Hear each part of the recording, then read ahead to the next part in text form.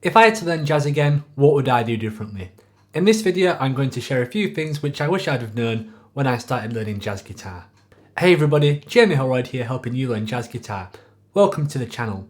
If you are new to jazz and you want a structured method that's going to help you get started with jazz guitar, then please check out my free beginner jazz book, which is linked and listed below. In this video, I'm going to share some of the problems I had when learning jazz and some of the things that I wish I would have known and done when I first started. I'm also going to share with you a few things that I'm glad I did that I have actually seen some people not do as well. So let's get into the list. Just before I get into the list, I thought I'd share a bit of history about myself just to give you some perspective here. So at the current time of recording this video, I've been playing the guitar for 20 years and jazz has been my main genre that I've been playing for over half of that time. Like many of you, I got into the guitar through playing blues and rock. I started playing when I was 12 and really got into jazz when I was about 17 or 18. So much so that I actually enrolled at Leeds College of Music and decided to do a diploma in jazz, and then I went on to do a jazz degree. Since finishing the degree, I've been lucky enough to play with some amazing musicians across the UK and in the US as well. Teaching wise, I've been teaching jazz for 10 years online. The first thing which I would do differently if I was learning jazz again would be use my ears more. I come from the tab generation, so pretty much all my friends learned to play guitar by going on like Ultimate Guitar and learning tabs. That was really the thing of the time, and that was how most of us learned. However, when I started to play more with bands and started to take on more things, I realised that I needed to train my ears more. So when I first began learning jazz, the first few licks were probably from tab or music. I think I could read music by then. When looking back, I really wish I'd have trained my ear a little bit more. I think that when I first got into it, I put a few records on. I thought, this is really challenging. Of course, the records which I started with would have been quite challenging. There might have been, I think probably one of the first jazz recordings I heard was Smoking at the Half Note by Wes Montgomery. So trying to learn that as being the first thing that you ever play probably wasn't a good idea. So I would go back and say, just try and learn some Miles Davis solos by ear, something like that that's more accessible, and go from there. The second thing that I go back and tell myself to do more of was to sing while I play. As guitar players, we're really guilty of getting locked into the fingerboard, licks, fingerings, position playing, things like that, and we're really guilty of kind of thinking about what we've played, but music really is sound and we should be trying to access those sounds that we hear in our head. So I'm not saying that you necessarily have to sing every single thing you play like what maybe George Benson does or something like that, but I think that certainly even if you just do it privately, then you can be sure what you are playing is melodic and true to yourself. Now if you're new to this, obviously it takes some work. Most of us, when we play a note on the fingerboard and just try to sing it, you might not be in tune straight away, so you might just want to begin by singing one or two notes and then work your way up to singing along with full solos and things like that. But I highly recommend that, and if you haven't done so already, then start singing what you play now.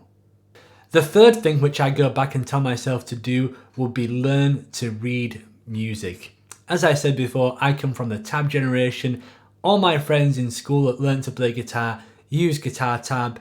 Reading music back then, it was just not kind of an engaging thing to do, and I had no interest in it until I started maybe going to college, maybe a little bit before then, but it's such a valuable skill, especially in jazz, right? I think that while you can get away without reading music if you're a great ear player, I think reading music just opens up so many doors. If you have to play in a big band, even if you have well-trained ears and you can work things out, sometimes I think it's useful for being able to audit what you're kind of hearing, right? So if you can think rhythmically and you can kind of have another way of kind of writing things out, then it just gives you another tool to communicate with.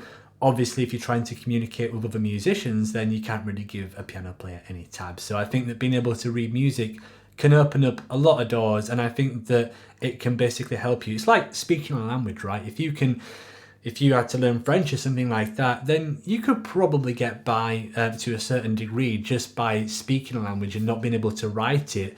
But if you could write things down as well and understand that side of it, then it would just make your life a whole lot easier. So if you are new to jazz, then start with reading straight away. I mean, there's some books which have tabs, and I know that I include tabs in some of my material, but there's many great books that are in notation only. So if you can start to read music, then you're going to open up all this wonderful material that might not be possible or accessible to you otherwise. Of course, if you are new, the danger is that if you start with something which, say for example, like the Charlie Parker Omnibook, that's a tough book to read straight away. So start with a basic reading method. The Berkeley reading method is fantastic, but they're all pretty much the same. They might start by playing hot cross buns on one string or two strings, and then you can go up from there. But that's a systematic way of learning it. I think if you start right at the deep end, it's quite easy to get discouraged, and I think that that's probably one reason why I didn't do more reading sooner. The last thing that I'd recommend anybody to do, and wish that I would have done sooner, is to find a good teacher.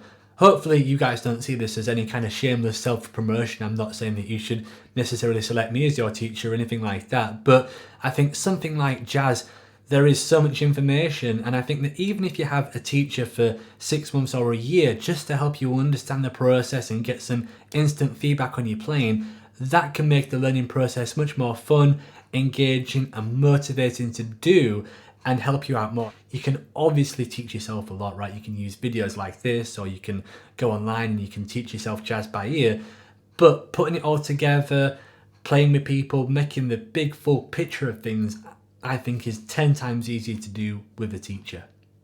The first thing that I'm very glad I did was play with other musicians from day one. If you're a student of mine and you're watching this, then you're probably sick of hearing me tell you this in lessons. When I say day one, I literally mean day one. When I first started to play with other jazz musicians, I probably knew about 3 or 4 chords, a couple of licks, a couple of scales. It really wasn't much to begin with, and I'm certainly glad that no recordings exist of those rehearsals, but at the same time I'm very glad that I did, because you kind of get over that fear and that hump and that kind of anxiety that I've seen some students develop. So really, if you know a couple of jazz standards and you can play them, then just go ahead and bite the bullet. Things are going to happen. You're going to mess up. You're probably going to get lost in the form. You might play a wrong note. You might play a wrong chord. It really is just part of the process, and I really encourage you to get those humps over with as soon as you can play a few songs from memory. The second thing that I'm really glad that I did from day one was focus on getting a good tone. The album that probably made the most sense to me when I first started learning jazz was Midnight Blue. I've talked about that in an Essential Jazz Guitar Albums that you can check out by clicking the link that will appear on the video now. The thing that really struck out to me when I started to listen to jazz players was the tone and the feel. That really is more important than the notes or the fancy harmony that they might be implying or anything else. If you can get the tone and the feel, then that will give you the best results. I've seen many other people say things like this. There's a video of Kurt Rosenwinkel, and he says that he just plays very simple things very slowly to get a good tone and sound on his instrument, and I can't recommend doing that highly enough. I've seen some people will just play and they haven't got any kind of consciousness about tone whatsoever. So I think from day one, you want to really try and think about the sound that you're producing on your instrument. You want to pluck the strings lightly if you're going for a straight ahead jazz guitar tone, and think about the phrasing, think about the accents. There's a full video that I've got on getting a jazz tone and replicating some of these sounds, which I'll also include a link to, but that is something that you really want to think about. It doesn't necessarily mean going out and buying an L5 or buying a jazz amp or anything like that. When I first started, I just had a Fender Strat, and I think it was a very bland amp. It wasn't a great amp whatsoever, but that really forced me to manipulate the controls on the amp in any way I could to get a good sound, and on the guitar and with my touch I had to do everything. And of course, when I eventually got some nicer gear like an arched up and a good amp and things, then the principal ways and methods of getting a good tone was already there. So I think that when you first start playing jazz, think about tone, think about sound. The third thing that I'm very glad I did when I first started learning jazz was to learn a lot of jazz standards and a lot of language. So what do I mean by that? Well, there was one point where I was learning at least 1 or 2 standards a week, and that really had a snowball effect. I mean, when you first begin learning jazz, you could spend maybe a month or 2 on 1 or 2 tunes, but once you get through that, it basically has a snowball effect because many jazz progressions use the same harmony and things like that. And looking back now, that really helped me to no end, because whenever I had to learn a new tune or concept, I had a bunch of tunes that I could just kind of apply anything new to. And if I had to learn a new tune or something like that, I could always see another tune which it was like, and that made it much easier to memorize. Once you've seen a few tunes that have 2-5-1s, backdoor 2-5-1s, tertiary modulations, semitone modulations, chromatically descending 2-5s, once you can see tunes and you can play them from memory, that really helps you start to feel like you know a little bit about jazz. So that's something that I can't recommend highly enough. Try and do it, try and learn. There are some tunes that you can actually learn maybe within like a day or an hour, and there's others which are obviously more complex. I mean, when I say learn a tune, I'm still working on Autumn Leaves and All the Things You Are and things like that, but you can learn the basic kind of structure of the tune. You can learn the melody, the chords, and you can learn a solo over that, and you can use that as a basis as you expand your journey with a particular jazz standard.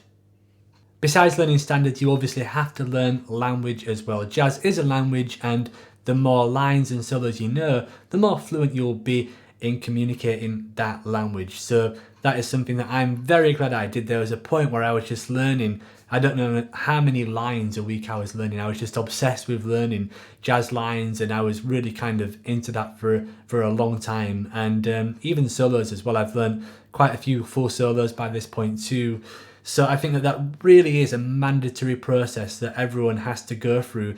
Even Pat Metheny in an interview once said that. He says that everyone should spend, I think he said, at least 6 or 7 years working on the jazz tradition and really making sure that you know lines and things like that, and solos, making sure you can sing solos and play some of these kind of classic solos from, you know, the kind of classic masters of jazz as well. You know, start with people like Lester Young, Coleman Hawkins, Charlie Christian, go from there, and then maybe go into things like Charlie Parker, Thelonious Monk, and then more onto the modern stuff. I think that starting with some of that kind of traditional jazz language is a really useful thing for anybody learning jazz. The fourth and final thing, which I'm really glad I did, was listen to jazz. How simple does that sound? I'm surprised that I've even included this as a point, but it's something that I've seen when I've been teaching students. I'll ask them, okay, what jazz records do you have? What got you into jazz? What jazz musicians do you like?